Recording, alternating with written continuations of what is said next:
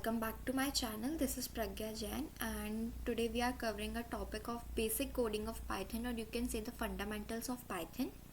This is the basic. From this you can learn any advanced code in Python. So in this video we are covering a topic of using comments, executing commands, importing packages, getting data, saving output and accessing records and variable in Python. So let's get started. First, we are using comments. Comments are very useful, and this will help a programmer to understand what the code says, and it will also make your code to readable to the another programmer, so he or she can also use that. For you can use a single line comment, or you can use a multi-line comment.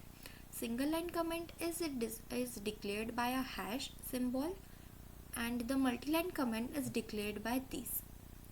Now second, we are using an executing commands. How you can execute a command in Python? Suppose you have to print hello world, you can simply write print hello world. This will print hello world in the console. The third one we have is importing packages.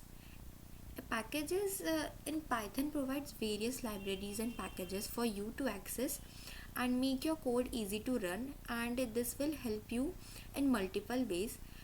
In this we have using an example of maths. You can import any other packages like pandas, numpy, and matplot library, matplot for plotting graphs, charts and etc., numpy for numeric values and etc.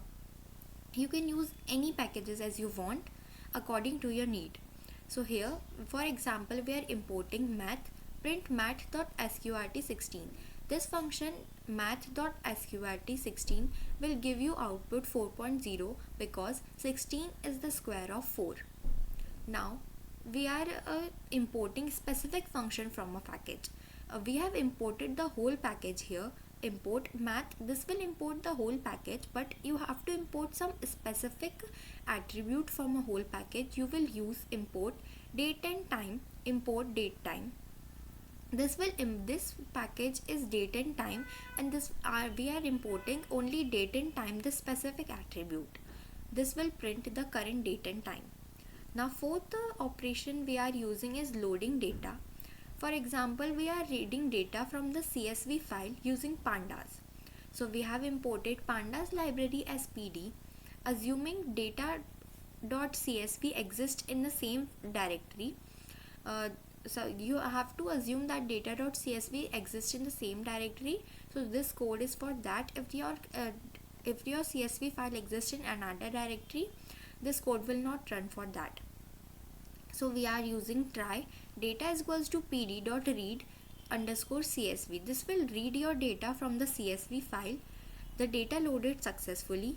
Data.head, this will display the first few rows of your data. But if the file not found error occurs, it will print file not found, please ensure data.csv exists. Now the fifth operation is saving data or the results, or whatever you can say. Saving data to a CSV file is output file is equals to output.csv, data to CSV output file, comma index is equals to false. Saves the data without two indices, row indices. Print data saved to output file. If you have to save your data to output file, you can use this code. Now the sixth one is accessing data. If you want to access rows and columns in your data, you can use this code. If data in locals, suppose you have saved the data in your locals function, this will ensure that the data was loaded successfully.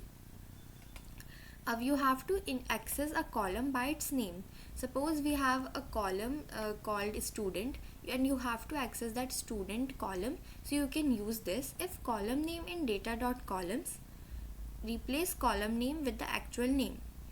So we have to replace the column name with the actual name, and then we are printing that value. Now access a specific value, row and column. Suppose you have to specify a specific row and a column, you can use this. Specific value is equals to date.log 0, column name. Here the 0 will replaced by the row number that you want to access, and the column name will replace the specific name of the column that you want to access. And filtering data, rows where a column value is greater than 100. Suppose you have to take the rows where the column value is 100, you can use filter data.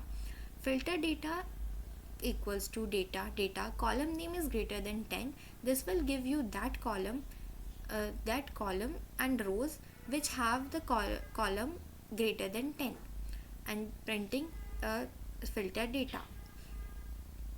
Now now, as we have learned earlier, we are printing a valid message that script executed completely. We have completed this code, so we are printing the printing script executed completely. That's it for the video. I hope you like it.